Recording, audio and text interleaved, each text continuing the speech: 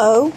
Today I'm going to show you how to make lemonade, and it tastes better than the store. We're going to start off with a 32-ounce water that has been cooled already in the refrigerator. Notice how I got a straw. I'm ready to go. My lemon and my sugar. First, I'm going to show you what I did for my water so that I don't have to have a specialty water. I use tap water. I put the water in the cups like I do my bottles here, and I let it sit out for about 2 days to let the chemicals evaporate from the water. When it's done, I put a straw in it and put a lid on it.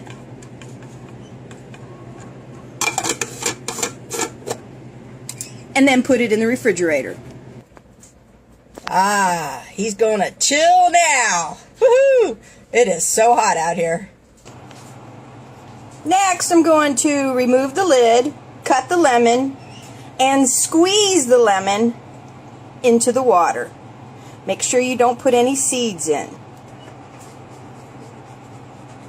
It's kind of hard to do one-handed, but let me see if I can try. Okay, let's open this up. Oops. Hang on a second. And we put it into the squeezer. And then we squeeze. Oh, look at all that juice come out. Do that to both of them.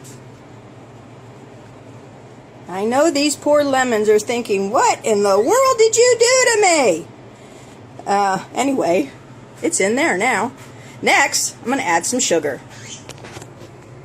I'm going to use 1 scoop, which is probably equivalent to about a 1/4 cup of sugar, and in it goes. That's all I need for 32 ounces. Then, stir with this straw. Stir, stir, stir. Now, of course, before you put the lid on it, taste it to make sure it is to your liking. I already know it's to my liking because I've made this many times before. Of course, this is like Egypt's way of making lemonade, and it's very refreshing and very good. And no added chemicals, no added all this other stuff. It's just plain out good. I hope you enjoy it and have a great summer.